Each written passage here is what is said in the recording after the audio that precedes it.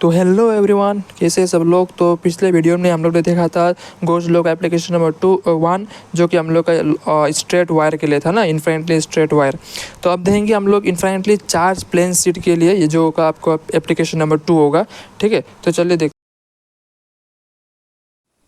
तो अब देखते हैं आपका एप्लीकेशन नंबर 2। ठीक है, गोज लॉक एप्लीकेशन नंबर 2, जिसमें कि हम लोग क्या देंगे, इन्फाइनेटली चार्ज प्लेन शीट।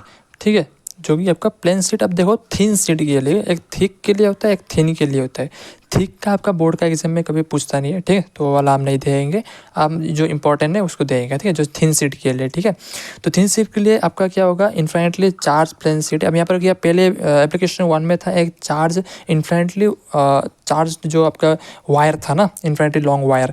अब यहाँ पर क्या है, आपका एक इन्फाइनेटली चार्ज प्लेन शीट है। ठीक है, एक शीट है। ठीक है, एक जैसे कि पेपर होता है ना, पेपर जैसे कि एक शीट है, जैसे कि ये लो। ठीक है, ये एक सीट है ना, तो ऐसे ही कुछ आपका सीट है जो इन्फाइनाइट है। ठीक है, जिसका अंदर में क्या है, पॉजिटिव चार्जेस है। देखो ऐसे अंदर में क्या है, पॉजिटिव चार्जेस। ठीक है, अब पहले हम लोग क्या करेंगे, डायग्राम को समझेगा। ठीक है, ये एक सीट है जिसके अंदर पॉजिटिव चार्ज है, जैसे कि यहाँ पर डायग्राम में दिख रहा है। और हम लोग ने क्या पकड़ा है कि एक गोजन सरफेस पकड़ना होता है, जैसे कि हम लोग ने पहले भी पकड़ा था, अभी भी हम लोग क्या करेंगे, सिलेंड्रिकल गोजन सरफेस पकड़ेंगे, जो कि ये सीट का आर पार हो रहा है। ठीक है, मतलब ये सीट का ऐसे आर पार। ठीक है, ऐसे ऐसे इसको होल्ड कर दो, तो ऐसा होता है ना कुछ ऐसा वाला। ठीक है, जैसे ये सीट है, इसका सीट का क्या होगा, ये आर पर हो जाएगा। ठीक है, वैसा वाला कि ये गोजन सरफेस, जैसे कि एक पेन, ये क्या गोजन सिलिंड्रिकल गोजन सरफेस है। ठीक है यार, फिजिक्स का कॉपी का पेपर था यार, समझाने के लिए क्या क्या करना पड़ता है। चलो छोड़ो। ठीक है, आइए समझते हैं। ठीक है, तो अब क्या करना है कि ये गोजन सरफेस का आपको, जैसे कि पहले जैसे कि स्ट्रेट वायर में लॉन्ग इन्फाइनेटली स्ट्रेट जो लॉन्ग वायर था, उसमें हमने क्या पकड़ा था कि गोजन सरफेस के ऊपर 3 हम लोग ने फ्लक्स पकड़ा था ना, फ्लक्स। यहाँ पर भी आपको कोई फ्लक्स ही निकालना है, टोटल फ्लक्स निकालना है। 3 जगह पकड़ना है, तीन पॉइंट आपको पकड़ना था वहाँ पर भी, जहाँ पर हम लोग ने E1 E2 और E3 और DS1 DS2 और DS3 निकाला था, जिसमें से कि इलेक्ट्रिक फील्ड हमेशा बाहर की तरफ होता था। सिमिलरली यहाँ पर भी आपको वही करना है, लेकिन यहाँ पर देखो पॉइंट 2 ही है, यहाँ पर पॉइंट 3 है। ठीक है, जैसे कि एक पॉइंट ये वाला, ये पॉइंट के इधर बाहर की तरफ जा रहा है, मतलब ये इलेक्ट्रिक फील्ड E1 और DS1 पकड़ लिया। ठीक है, लेट्स से, और ये पॉइंट मान लो P डैश, और ये पॉइंट P, कुछ भी आप नाम देख सकते हो। ठीक है, और एक इलेक्ट्रिक फील्ड है E2 जो कि इधर बाहर की तरफ जा रहा है। ठीक है, E2 DS2। ठीक, सेम डायरेक्शन है, बाहर की तरफ जा रहा है।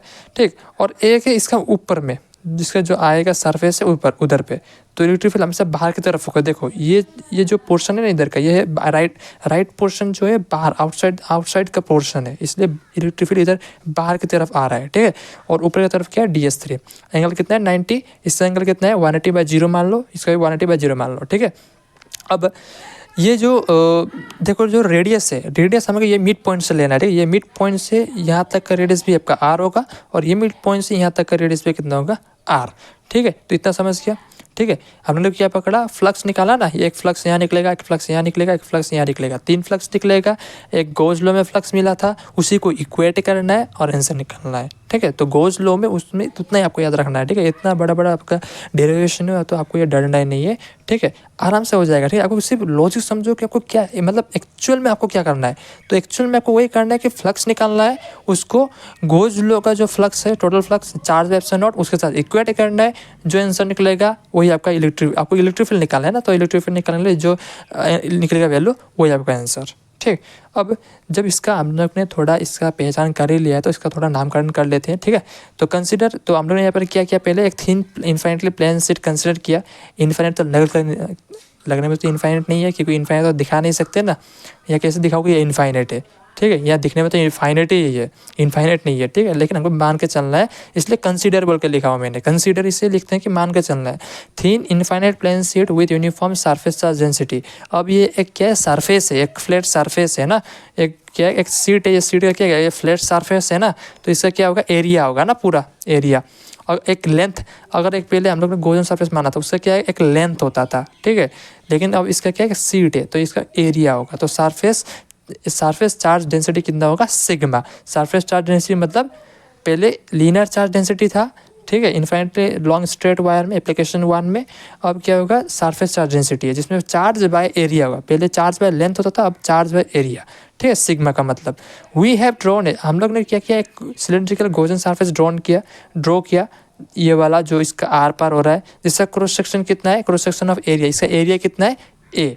एंड क्रॉस सेक्शन एरिया मतलब जो यहाँ से इसका अंदर से होल करके निकाल रहा है ना, तो जो एरिया जितने एरिया इसने होल करके निकला उसी को क्रॉस सेक्शन एरिया बोला है यहाँ पर, ठीक है। And of length twice r with it axis, आपने एक्सिस के साथ ट्वाइस आर मतलब इसका लेंथ है, टोटल ट्वाइस आर है, 20 से डिवाइड करो तो इधर में आर और इधर में आर होगा, ठीक, total twice r with axis perpendicular to the sheet, ठीक है, नहीं दिख रहा होगा देखो, तो with its axis perpendicular to the sheet, इसका एक्सिस क्या होगा, सीट के परपेंडिकुलरली होगा, ठीक है। एक्सिस मतलब ये जो आपका ये सिलेंड्रिकल गोजन सरफेस है ना, वो भी आपका परपेंडिकुलरली है, ठीक है। ये सीट है ना, ये सीट, तो उसका परपेंडिकुलरली होगा इससे, ठीक है, परपेंडिकुलरली।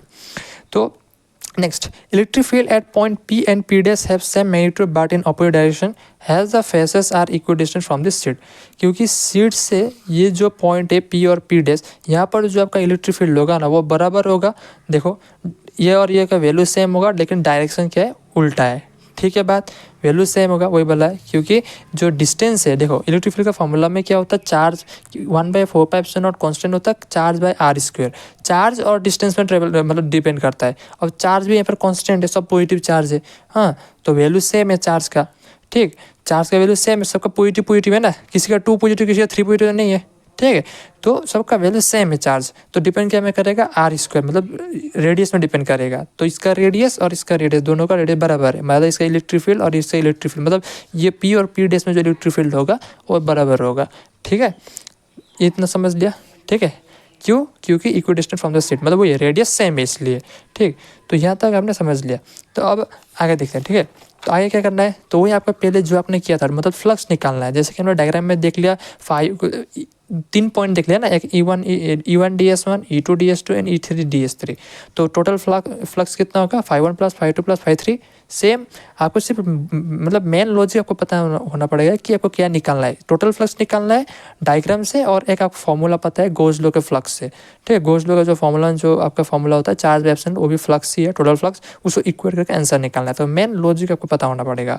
तो ∅ टोटल इक्वल टू ∅1 + ∅2 + ∅3, तो इसमें ∅1 कितना होगा, क्लोज इंटीग्रेशन होगा, ठीक, क्लोज सरफेस होता है गोजन सरफेस, क्योंकि goes law is only applicable for close surface, that's why close integration E1 DS1, dot लगाना मत बोलना, डॉट नहीं दिया तो फिर रॉन्ग हो जाएगा, वेक्टर साइन लगा तो डॉट लगेगा, वेक्टर साइन हटा तो डॉट हट जाएगा, डॉट हटेगा तो कोस थीटा आ जाएगा, थीटा का वैल्यू डायग्राम में देखना, ठीक। तो देखो E dot DS E2 dot E2 मैं खुद नहीं दिया रे, E2 डॉट DS, ठीक है, सॉरी। तो नेक्स्ट होगा E3 डॉट DS3, ठीक है, एग्जाम में जल्दी में कर रहे हो तो ये भूल भी सकते हो, तो इस पर ध्यान रखना, ठीक है, इसमें मार्क कट जाएगा वरना। देखो अब डॉट प्रोडक्ट हटा, वेक्टर साइन हटा, तो E DS1 कोस थीटा, अब देखो E1 के लिए, E2 के लिए और E3 के लिए कितना एंगल बन रहा है, देखो डायग्राम में देखो, ये वाला मैंने पहले बता दिया कि ये जो एंगल है 0 डिग्री या 180, ये वाला 0 डिग्री या 180, क्योंकि हॉरिजॉन्टली है ना सरफेस के साथ, ये सरफेस है ना इसका, ये सरफेस है, ये सरफेस के साथ ऐसे हॉरिजॉन्टली जा रहा है ना, ऐसे ऐसे, ठीक। अब और ये जो E3 है, E3 ये आपका परपेंडिकुलरली, ठीक है, ये सरफेस के साथ परपेंडिकुलरली है, ठीक है, ऐसे परपेंडिकुलरली, इसीलिए इससे क्या होगा, 90 डिग्री होगा, ठीक है, इसका 90 होगा E3 का, और दोनों का E1 और E2 का 180, ठीक है, तो आपको वही लिखना है यहाँ पर, ठीक है, E1 DS1 180 कोस 180, इधर भी कोस 180, और यहाँ पर E3 DS3 कोस 90, ठीक। डॉट प्रोडक्ट हटा, वेक्टर साइन हटा, क्लोज इंटीग्रेशन एजिटिव है, ई और कोस 180 का वैल्यू कितना होता है, -1 होता है, लेकिन हम लोग नेगेटिव नहीं पकड़ते, पॉजिटिव पकड़ते हैं, क्योंकि ये वेक्टर फॉर्म है, वेक्टर फॉर्म में जब डायरेक्शन का बात होता है ना, तो डायरेक्शन का बात होने से आपका नेगेटिव साइन नहीं पकड़ते हैं, ठीक है। जब मैग्नीट्यूड पकड़ते हैं ना, मैग्नीट्यूड में आपका वो नेगेटिव साइन आ जाता है, लेकिन वेक्टर फॉर्म में हम लोग नेगेटिव साइन है तो भी नहीं पकड़ेंगे, ठीक है। अब क्लोज इंटीग्रेशन यहाँ पर है, तो E1 बाहर निकल लो, क्लोज इंटीग्रेशन DS1 बचेगा, कोस 180 तो मतलब 1 ही हो गया, ठीक है, -1 होता, लेकिन वेक्टर फॉर्म है, वेक्टर फॉर्म से आया ये चीज़, वेक्टर फॉर्म से आया ना, इसलिए यहाँ पर -1 नहीं 1 ही पकड़ना है आपको, ठीक है। तो ये जो E3 है, E3 में 90 था, कोस 90 0 होता है, ये खत्म, ये बचा E2 क्लोज इंटीग्रेशन DS2, तो इसका वैल्यू कितना होगा, इंटीग्रेशन की वजह से ये D कट जाएगा, E1 S1 plus E2 S2 बचेगा, ठीक है। अब E1S1 का कोई ES पे करना है, E2S2 को ES पे करना है, क्योंकि पहले भी यहाँ पर मैंने बता चुका था, ठीक है, इसलिए मैंने ये पॉइंट आपको पहले हाईलाइट कर दिया था कि electric field at point P and P dash magnitude same है, मतलब वैल्यू सेम है, डायरेक्शन अपोजिट है, मतलब P और P डैश पॉइंट में देखो P और P डैश में कौन कौन आता है, E1 और E2 आता है, मतलब ये जो E1 और E2 का वैल्यू सेम होगा, इसलिए मैंने दोनों को E पकड़ लिया, तो ट्वाइस ऑफ ES बन गया, 2 ES है, ठीक है। तो वैल्यू सेम होगा, इलेक्ट्रिक फील्ड का सेम है, तो ये सरफेस एरिया भी सेम होगा, इसलिए S और S, तो ट्वाइस ES बन गया। तो ये आपका टोटल फ्लक्स निकल गया, और आपका गोज लॉ से जो आपका फ्लक्स था वो था total flux charge epsilon not equation 2, equation 1 और इक्वेशन 2 का आपको इक्वेट करना है, दोनों का वैल्यू, ये भी टोटल फ्लक्स है, ये भी टोटल फ्लक्स है, दोनों को इक्वेट करो, दोनों को इक्वेट करने से electric field is equal to charge by 2S epsilon naught, ठीक है, 2S epsilon naught, charge by S मतलब एरिया कितना होगा, sigma equal to charge by area, surface charge density, तो यहाँ पर मैं क्या लिखूँगा, sigma divide by 2 epsilon naught बचेगा, तो electric field is equal to sigma by 2 epsilon naught, ये आपका हो गया इलेक्ट्रिक फील्ड, ठीक है, ड्यू टू जो आपका थिन सीट है, ठीक है, इनफाइनाइट थिन सीट की वजह से इलेक्ट्रिक फील्ड इतना बनता है, ठीक है। तो ये आपका एप्लीकेशन 2 हो गया, ठीक है। देखो यहाँ पर थोड़ा सा नोट है, आपको नोट दिखा देता हूँ, ठीक है। नोट में आप देख सकते हो इलेक्ट्रिक फील्ड अब आर के बीच कभी कभी डायग्राम मतलब ग्राफ पूछ लेता है, तो ग्राफ आपका इन्वर्सिव प्रोपोर्शनल होता है, ठीक है। ये वाला एक्चुअली इलेक्ट्रिक फील्ड का ही है, ठीक है। इलेक्ट्रिक फील्ड हमेशा आर का मतलब इलेक्ट्रिक फील्ड का मैं वहाँ पर देना चाहिए था, लेकिन वहाँ पर नहीं दिया, मैंने यहाँ पर दे दिया हूँ, ठीक है। देख लेना कि it is not dependent on distance r, ठीक है। लेकिन देखो अब इलेक्ट्रिक फील्ड और जो मतलब ये डायग्राम पहले ही देना चाहिए था, लेकिन मैं यहाँ पर दिया, इसमें एक रीजन है, ठीक है। देखो ये वाला इलेक्ट्रिक फील्ड में यहाँ पर आर है ही नहीं, मतलब इलेक्ट्रिक फील्ड का फॉर्मूला में क्या होता है, एक्चुअली जो मेन फॉर्मूला होता है उसमें आर होना चाहिए था, ठीक है। हम लोग ने स्ट्रेट वाले के लिए निकाला था ना, उसमें भी आर था रेडियस, ठीक है, चार्ज बाय आर स्क्वायर था ना, तो आर होना चाहिए था, इनवर्सली प्रोपोर्शनल टू आर, या आर स्क्वायर बोलो, कुछ भी बोलो, आर बोलो आर स्क्वायर, ठीक है। लेकिन यहाँ पर तो आर है ही नहीं, मतलब ये जो आपका फॉर्म ये होगा थिन सेट के लिए, उसके लिए आपका electric field not in dependent on the distance में डिपेंडेंट नहीं होगा, इंडिपेंडेंट ऑफ डिस्टेंस। तो ये वाला एक पॉइंट है जो आपको हाईलाइट करके आपको याद रखना है, ठीक है। इसका जो ग्राफ होगा ये ऐसा नहीं होगा, कभी कभी देता था कि ये ग्राफ इसका है कि नहीं है, आपको बोलेगा, तो आपको बोलना है कि ग्राफ इसका नहीं है, क्योंकि इसका formula sigma by 2 epsilon not है, जिसमें कि आर तो आता ही नहीं है, तो आर में तो ये डिपेंड ही नहीं करता है, इसके आर के साथ ग्राफ कैसे बनेगा, ई और आर के साथ for a thin sheet graph ऐसा नहीं बनेगा, ग्राफ बनेगा ही नहीं, क्योंकि आर के साथ बनेगा ही नहीं, आर तो है ही नहीं, पर एक्सेसिस में आर होना पड़ेगा ना, तो यहाँ पर इसका फॉर्मूला तो आर है ही नहीं, आर में डिपेंड ही नहीं करेगा। तो ये हो गया आपका एप्लीकेशन नंबर 2, जो कि इनफाइनाइट, ठीक है, इनफाइनाइटली चार्ज प्लेन सीट के लिए, थिन सीट के लिए, ठीक है। और ये एप्लीकेशन 2 हो गया, ठीक है। देखो इसका थिक सीट का भी है, थिक सीट का कुछ भी नहीं करना है आपको, थिक सीट का मैं आपको दिखा देता हूँ, ठीक है, वो इंपॉर्टेंट नहीं है, आता ही नहीं, कभी भी नहीं आया, ठीक है। ये वाला ज़्यादा इंपॉर्टेंट, ठीक है, थिन सीट के लिए, जो तीनों एप्लीकेशन में सबसे ज़्यादा इंपॉर्टेंट थिन सीट का वाला है, ठीक है। तो देखो थिक सीट के लिए क्या होगा, यही सरफेस को क्या करना है, आपको 2 डायग्राम बनाना है, मतलब थिक सीट में आपको 2 वाला ऐसा डायग्राम बनाना है, ठीक है। थिक में थोड़ा 3D जैसा होगा डायग्राम, ठीक है। तो ये जो होगा बॉक्स जैसा होगा ना, ये जो सीट है एक मतलब मोटा एक सीट होता है ना, मोटा सीट वैसे कुछ होता है, तो थिक सीट के लिए ऐसा होगा। तो सेम ये ऐसे ही करना है आपको, बीच में कोई रिचार्ज, यहाँ से गोल्डन सरफेस, ठीक, सब कुछ सेम होगा, कि सिर्फ ये जो आपको सीट है उसको थोड़ा थिन दिखाना है आपको, ठीक, और सब सेम। अब जो इसका टोटल जो आपका इलेक्ट्रिक फील्ड होगा ना लास्ट में जाके, तो एक थिन सीट के लिए कितना निकला, एक थिन सीट के लिए सिग्मा बाय 2 एप्सिलॉन नॉट, ये एक थिन सीट है, इसके लिए इलेक्ट्रिक फील्ड कितना निकला, हमने कितना निकाला, सिग्मा बाय 2 एप्सिलॉन नॉट।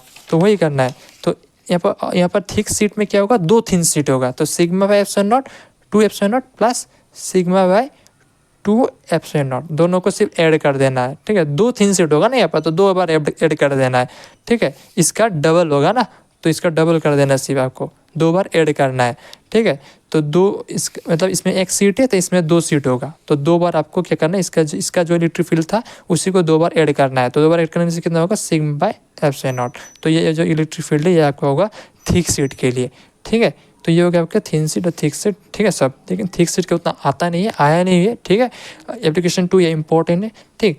तो दूसरा अब देखो, अब हम लोग का बचा है सिर्फ एक एप्लीकेशन, जो कि एप्लीकेशन 3 है, ठीक है, जो कि आप लोग को जो नेक्स्ट वीडियो में हम लोग देखेंगे, ठीक है। तो आज के लिए इतना ही था।